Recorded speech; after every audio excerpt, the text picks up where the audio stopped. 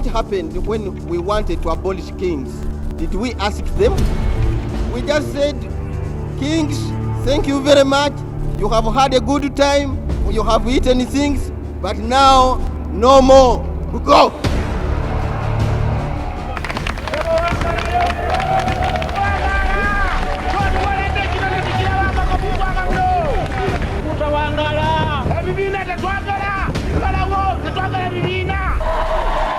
Sabasajja azenga asibye olubugo ng'akabonero ak'okukungubaga. Kabaka bamuteekako engule engungu. Kabaka bamutaddeko engule engungu. Ssaabasajja Kabaka abooza ku pulezidenti wa Uganda. Ssaabasajja Kabaka bamuleeta eri pulezidenti wa Uganda. Ssaabasajja bamuleeta okumulaga eri Obuganda nga bamukaazakaaza.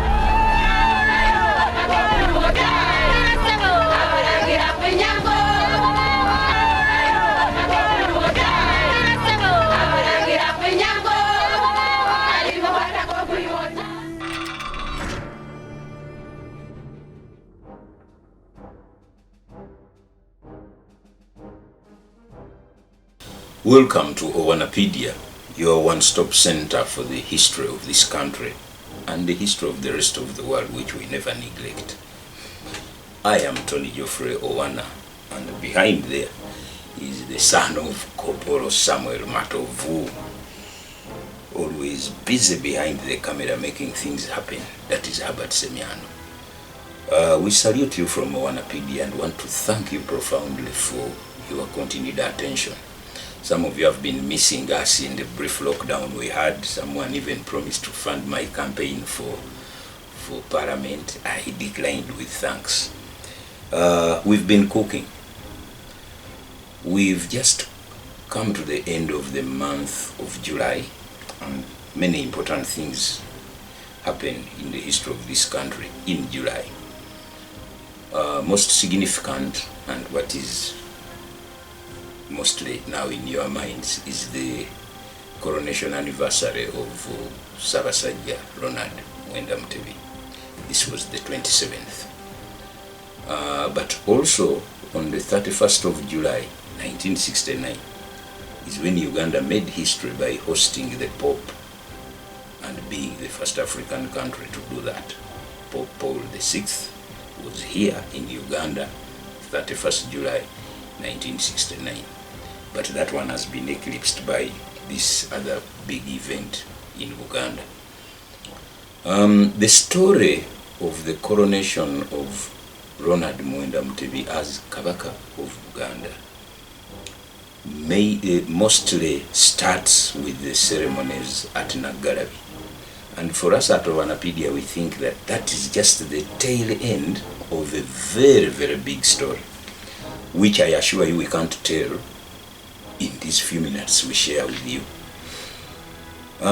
What is significant is the history of this country is slowly disappearing in politicking.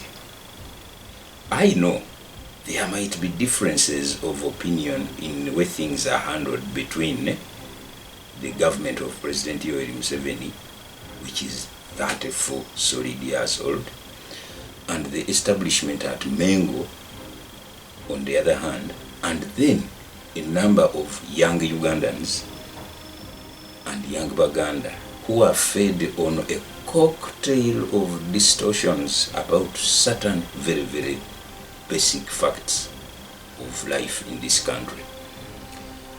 So OwanaPaedia is going to give you the 1993 coronation, beginning with the perspective of how things unfolded to reach that great day on 31st July 1993. And it certainly doesn't begin in any particular spot. We shall not go back to 1966 now. What happened when we wanted to abolish kings? Did we ask them? We just said, kings, thank you very much. You have had a good time. You have eaten things, but now no more. Go.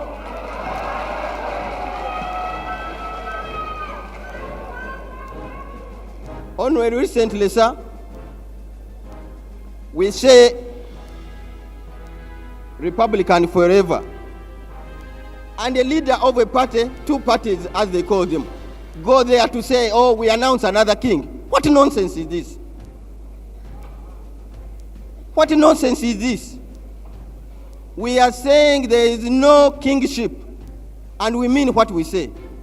And if some of these people, sir, are causing us trouble, then we should start thinking of other means of ensuring that they have some sense in their heads. We shall not go back to 1966 now, but I promise you, we shall shortly go back to 1966. But for starters, let's begin with the Bush War involving several guerrilla groups against the government of President Milton Obote beginning 1980. Out of all those guerrilla groups, which included the Uganda Freedom Movement, Federal Democratic Movement, Uganda National Rescue Front, Uganda Democratic Revolutionary Movement, and the National Resistance Movement, Prince Ronald Muwenda Mutebi chose to work with the National Resistance Movement.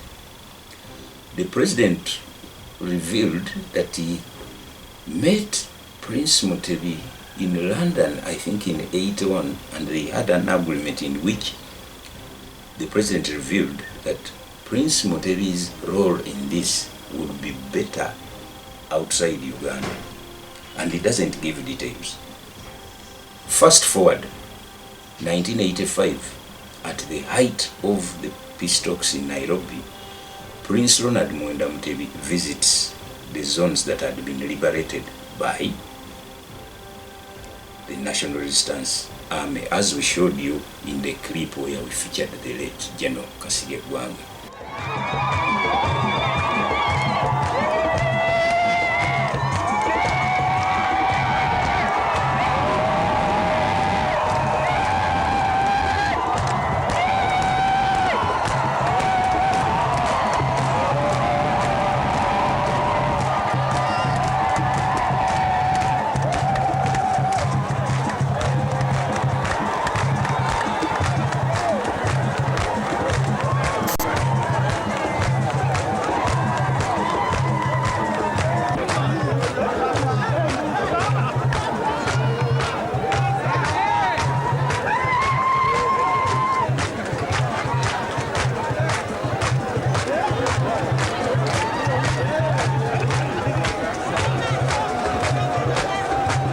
Then you fast forward to the 14th of August 1986, when for the first time in his life he comes back without fear into Uganda.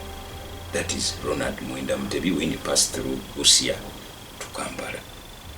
He becomes Sabataka, and protracted talks go on until the great day of 31st July 1993.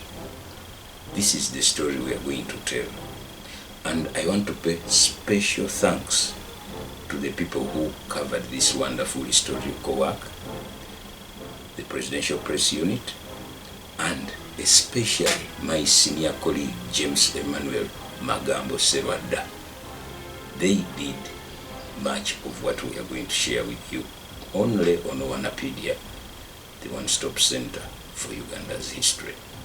Let's go to Nagalabi on 31st July 1993 and see Professor Semakula Chiwanuka, the professor of history in this country, preside over a ceremony that you will find very, very educative.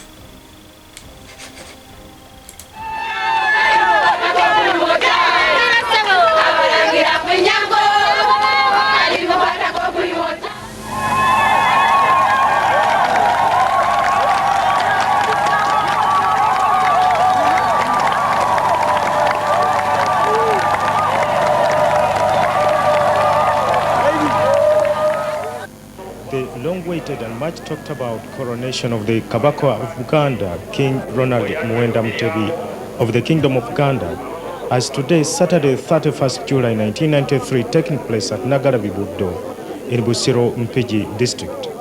Celebrations that started immediately after the National Resistance Council had passed a bill legalizing the monarchy in Uganda reached their climax today when Sabasajja Frederick Muwenda Mutebi performed the last ritual to become the 36th king of Buganda.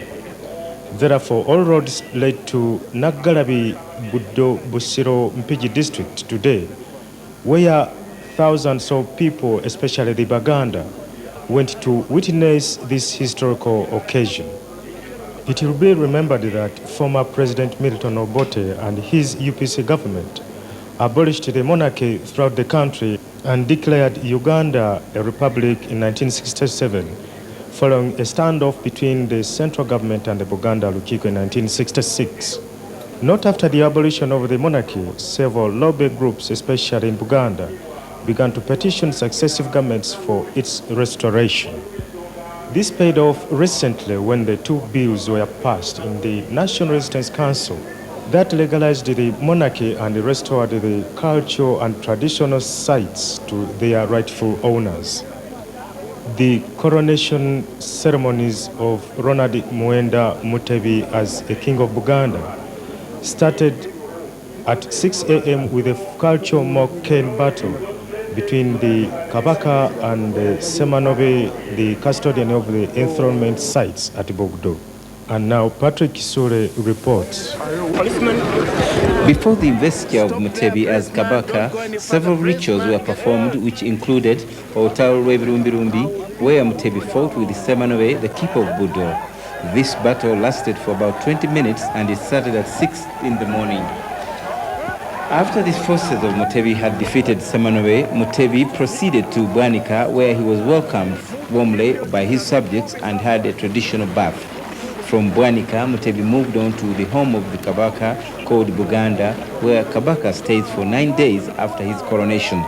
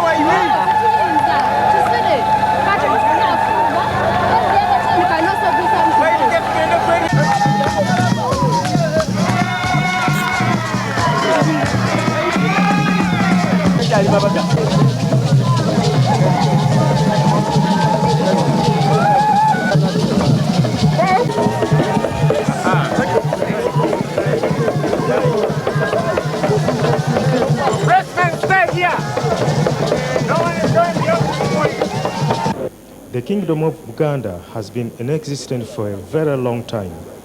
The Baganda do not regard their king only as their supreme ruler, but also as a symbol of unity, supreme judge as well as a relative. The King of Buganda, on the other hand, accorded great respect of views of all his subjects, right from the Prime Minister, who is the Katikiro, down to the last chief and the ordinary man deep into the village. Consequently, all the kings of Uganda established a system which enabled them to consult with the people on all crucial matters affecting the kingdom.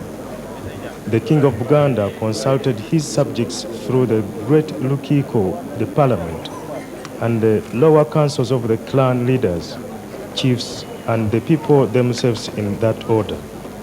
The king also had a civil service headed by the Katikiro, which comprised of county, sub-county, and parish chiefs, as well as the Batongole. Where we are now is the place where Sabasajja Ronald Muwenda Mutebi is going to be crowned traditionally and this is the very same place all the kings of Uganda are crowned. The Baganda, through their clan leaders, have been here at Nagalabi working voluntarily to make the place suitable for the occasion. And the clans, there are 52 in all.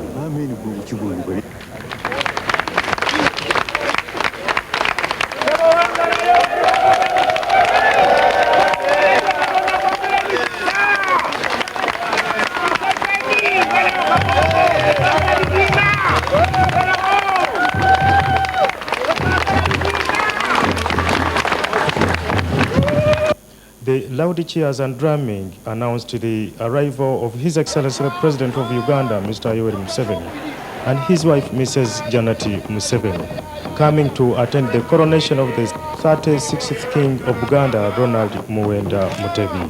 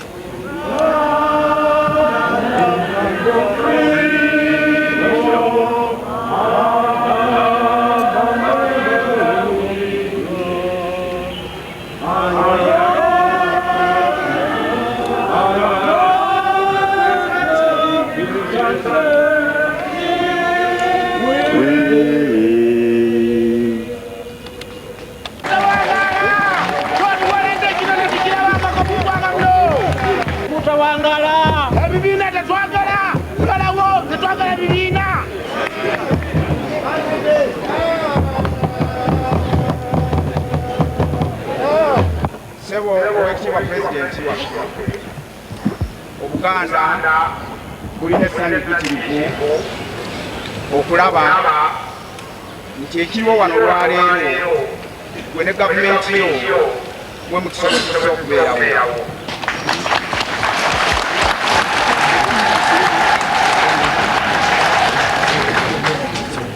Era Sir Pulezidenti mu ngeri y'emu Obuganda bwonna bweyama obuwulize eri gavumenti yo.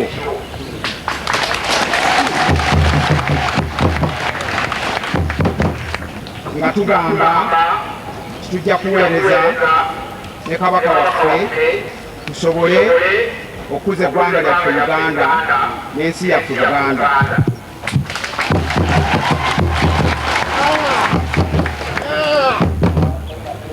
Emikono gino tuserogezeeko girimu ebitundu bisatu.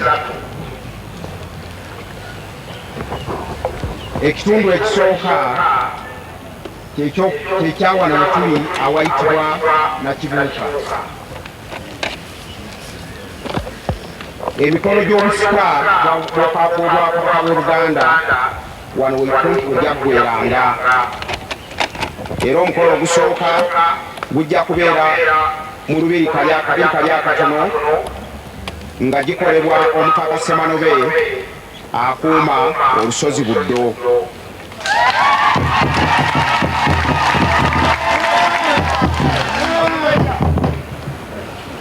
Ssaabasajja Kabaka bw'anaamala okutuukiriza emikolo egy'Omutaka Ssemanobe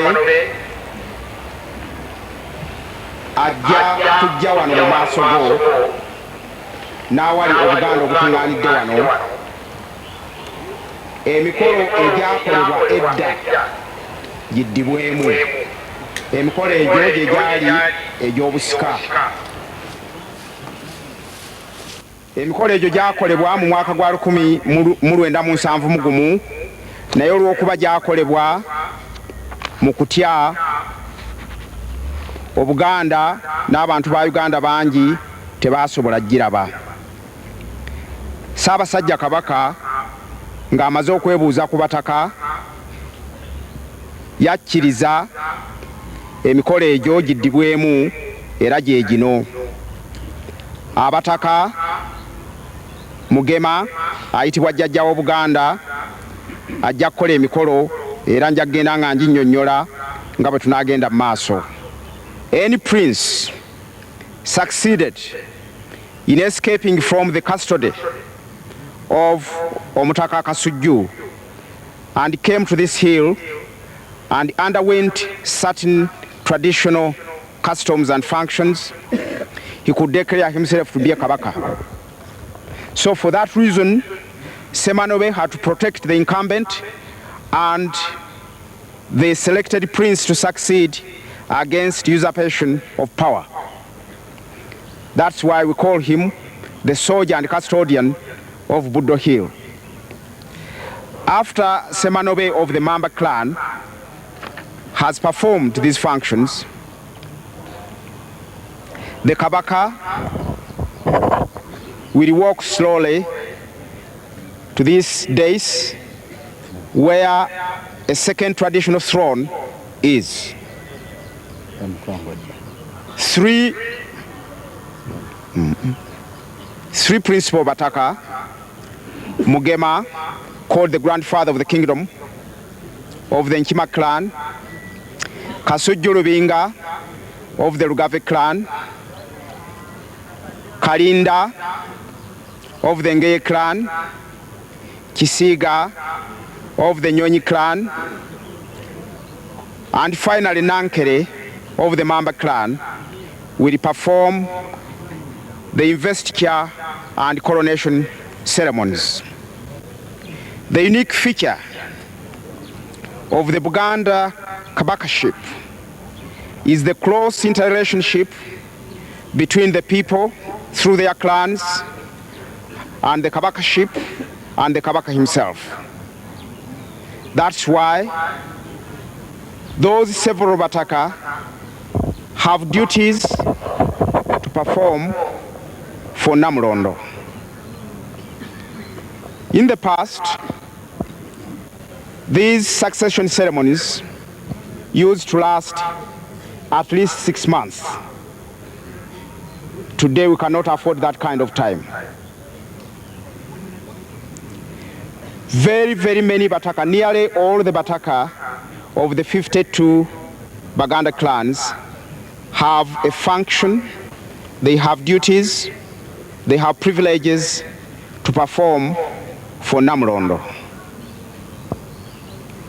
Some of these privileges, some of these functions have nothing to do with the coronation and investiture ceremony, but they do have them for the throne. Other functions of the Bataka, which have got something to do with the coronation and investiture of the Kabaka, have not been carried out here. And the Omutaka Semanobe, we take his hand and raise him on the traditional throne. Banange Sabasajja atuuse, Omutaka Semanobe agenda okumukkiriza okuyingira olubiri olutono. Ssaabasajja ajja kubanga awerekerwako Katikkiro wa Buganda n'Omutaka Kasujju.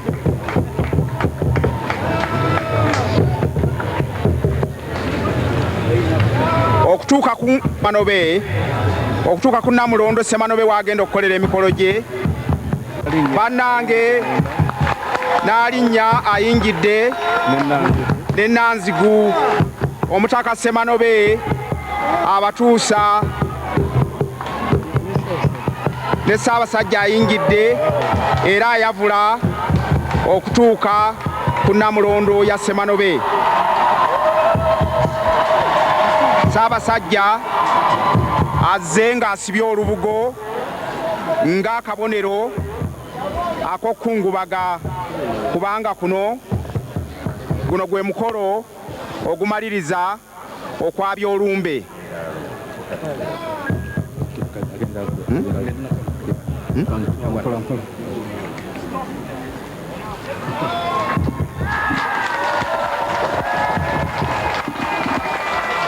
Ssaabasajja awuubidde Obuganda zengalo ezo zemuwulidde. Kakati Semanobe agenda okutandika emikolo gye. Okay.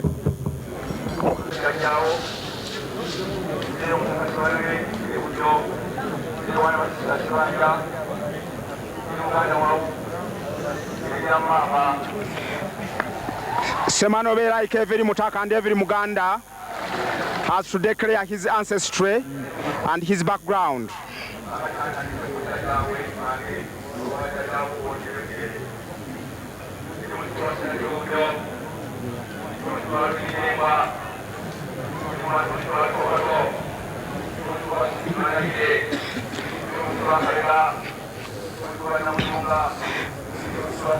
Semanobe alamiriza bujjajjaabwe n'obuzaale bwe mu mpisa ey'Ekiganda yennyini, kubanga omuntu olina okumanyibwa gy'ova ne layini yo.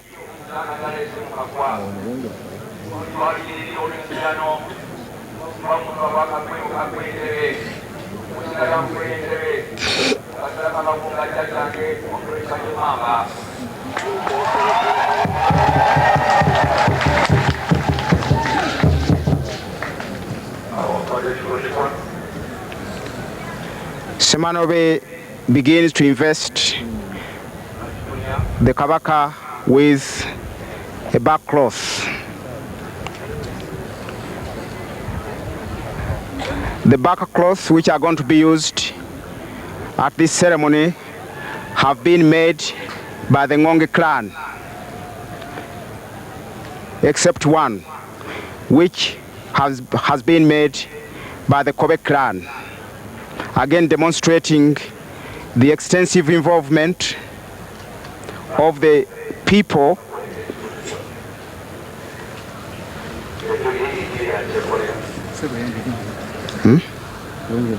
Okay.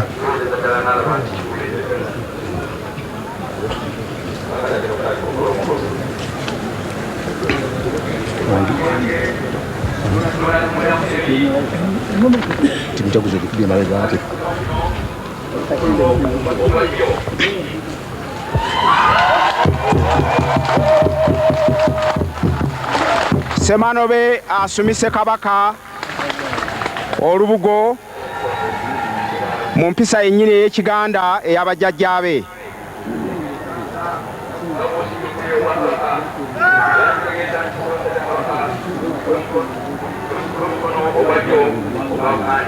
Kaakati Semanobe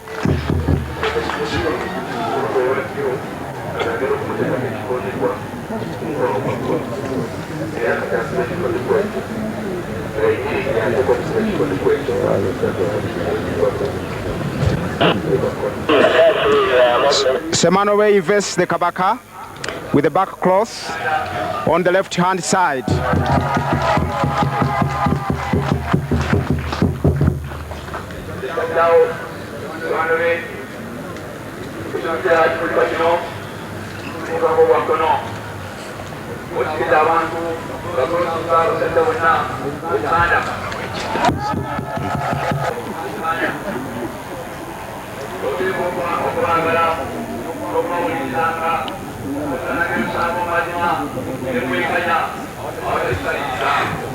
Semanobe commands the Kabaka to be a good ruler, to love his people and his country, and to rule justly.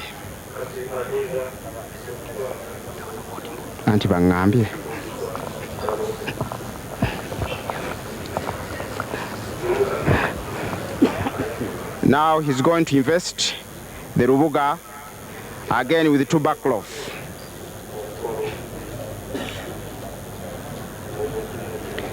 Those injunctions, commands, the theme throughout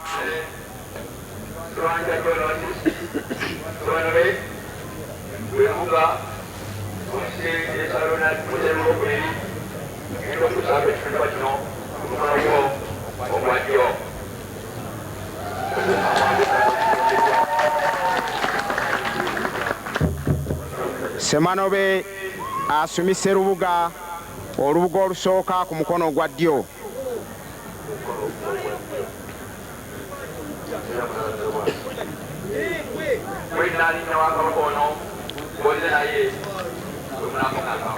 You are the Nalinya of this Kabaka with whom you came this morning, and you will rule the kingdom together.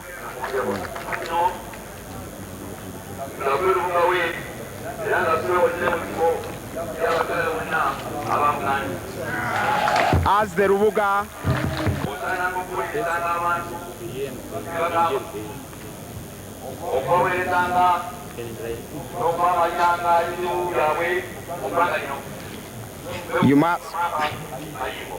you must advise the Kabaka.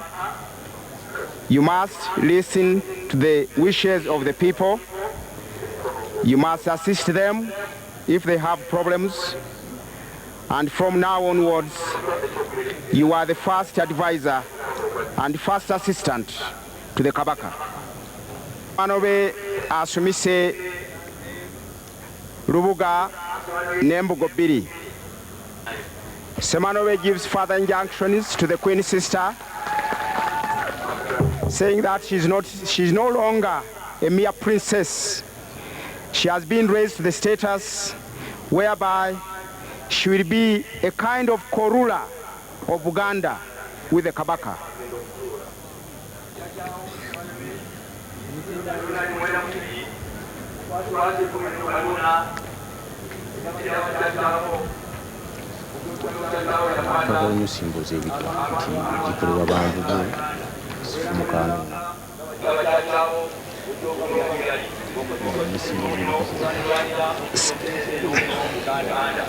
Semanobe akwasa effumu kanuuna n'alaamiriza Kabaka abe muzira aweereze bulungi Obuganda. Semanobe has handed a spear called Kanuna, and with that he prays that the Kabaka should use it to defend his country. Will always be fed and go back happy.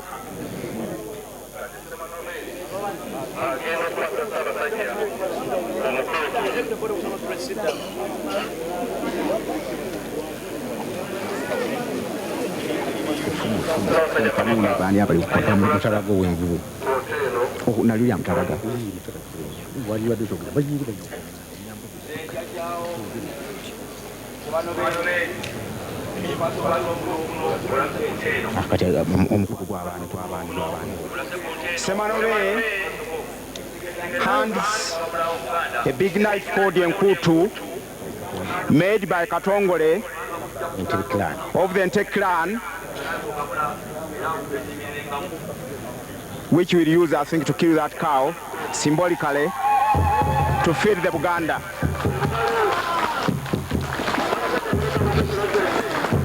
That particular cow must be white.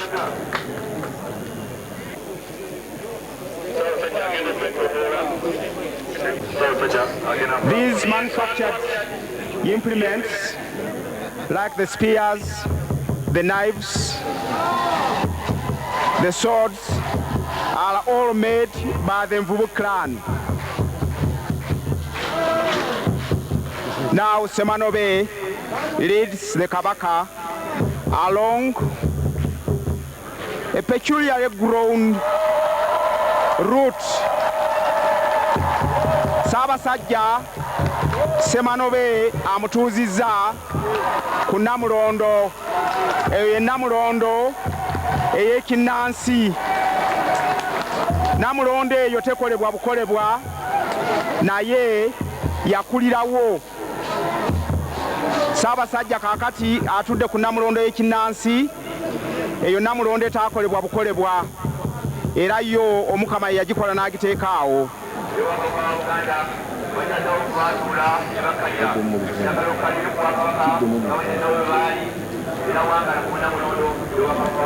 Semanobe commands the Kabaka to sit on the traditional throne, which is not man-made. It's an earthen mound surrounded by 3 roots of these trees, and he enjoins him He enjoins him to be a good ruler, prays for him to live longer than his predecessors,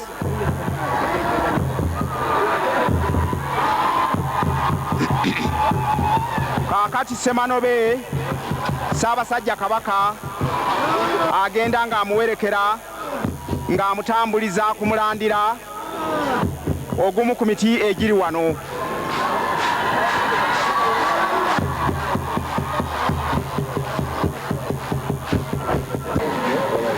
Awo we gukomye. This ends the first part of the investiture ceremony by Omutaka Semanobe. Now other Bataka are going to take over.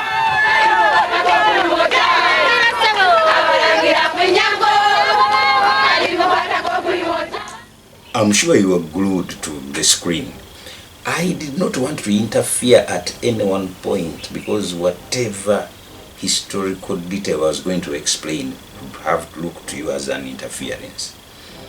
I just want to mention in passing that the people who were chanting in great joy included an elder who said Museveni should make sure multi-party democracy never returns. Tetwagala bibiina, Museveni tetwagala bibiina.